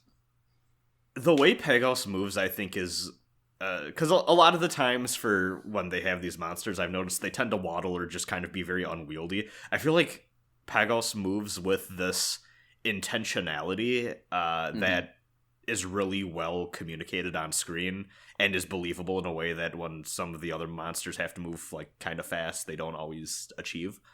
So I did appreciate that, but also I wasn't expecting its breath to be quite so destructive, and then like the truck just exploded, and I was like, oh shit, okay. You see those guys fall from a cliff, and then somehow they're fine. They are so dead. Yeah, maybe it's like Dunbine, and there was a tree off screen. Yeah, there was a tree off screen. They are as dead as those guys in Baron Spider, who are absolutely just dead in another world where they could. Or the boat people. Guy from the Garadam episode. Yes, I mean that boat guy just is dead. They got away with that one. They got that one past whoever is like saying no, can't kill people in the show. Yeah, surprisingly few deaths in the show. Yeah. I think that they definitely know, like, hey, kids are watching this, and they have to, I think, to some degree, keep that in mind, because that is something I have noticed where, like, a lot of the times I would expect, like, oh, I'm imagining someone's in peril here, there's going to be some deaths for, like, the horror elements. They tend to not always follow through with it, and I definitely think that there's some restrictions in place there. But I also do think that they do a good job of working around it and still selling it.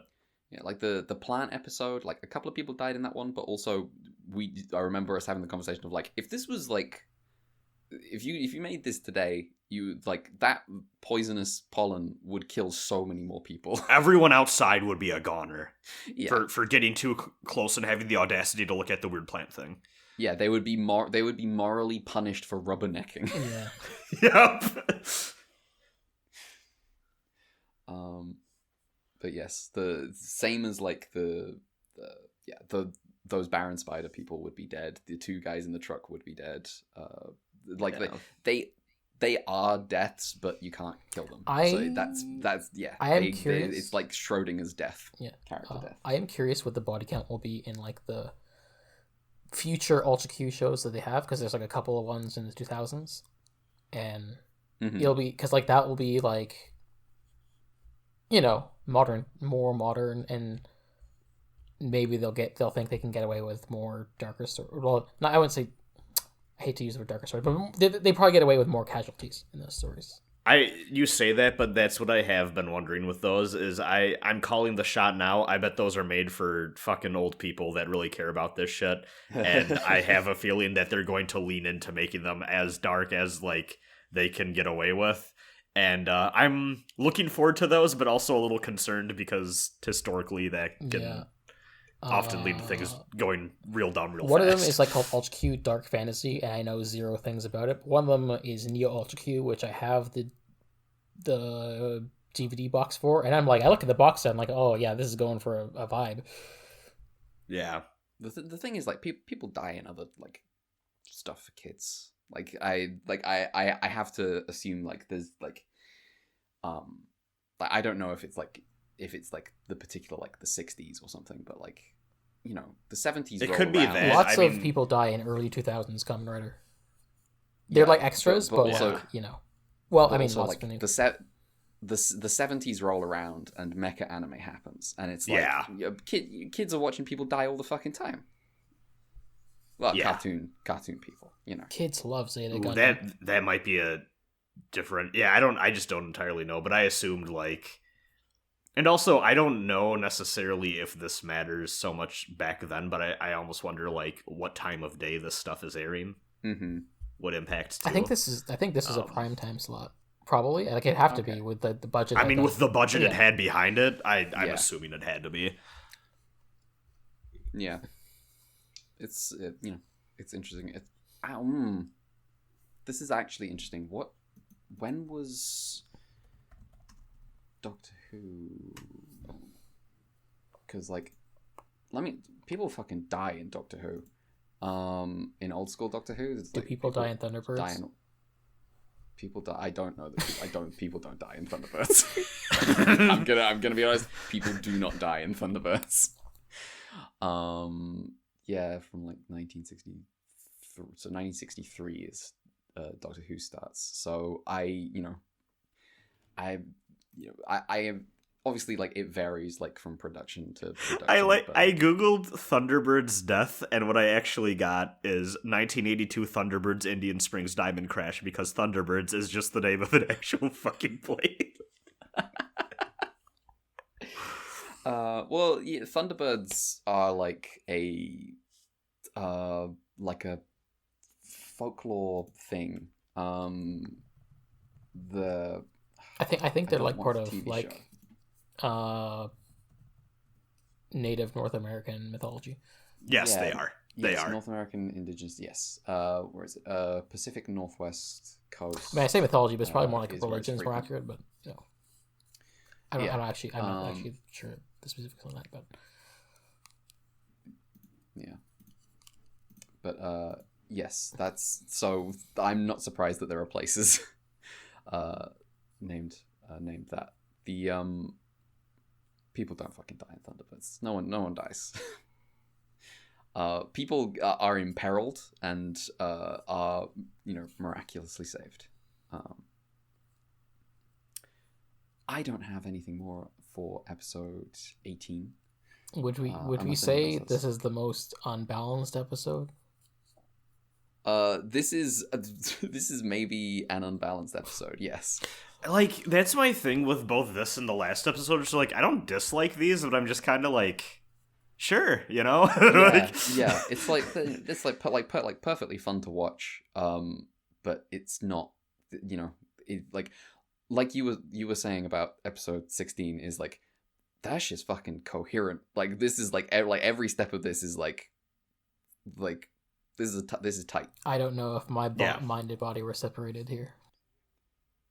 Yeah. You know who did die? That fucking alien at the end. Jesus Christ, they got that motherfucker before they melted. left. There is a certain level of owned you are when you burn to death in a lake, and that guy knows what that's like. Yeah, it's true. He was standing in the lake. He could have just rolled over. He could have just dropped onto the floor. He would have been fine. Oh, man. So the thing that kills me about that too is when that UFO rises, or I think I don't know. There's no alien nerds watching this. I hope, but I think they're technically called something different when they start underwater. But that's funny. Yes, like it's like USOs because it's like unidentified submerged object or something. I don't fucking know. I don't know. I caught a random thing on. I mean, it's going back to flying pretty quickly. True. So you know, but the UFO rises out of the water and starts to shoot that guy with the fuck you immolation beam. And he starts to flail around, and the beam follows him as he's flailing. Like, someone is aiming this thing at him. They're, like, very personally. It's like, no, you don't. Get back here. Yes. You're not going anywhere. You're done. God, I really want those seawater slugs to show up.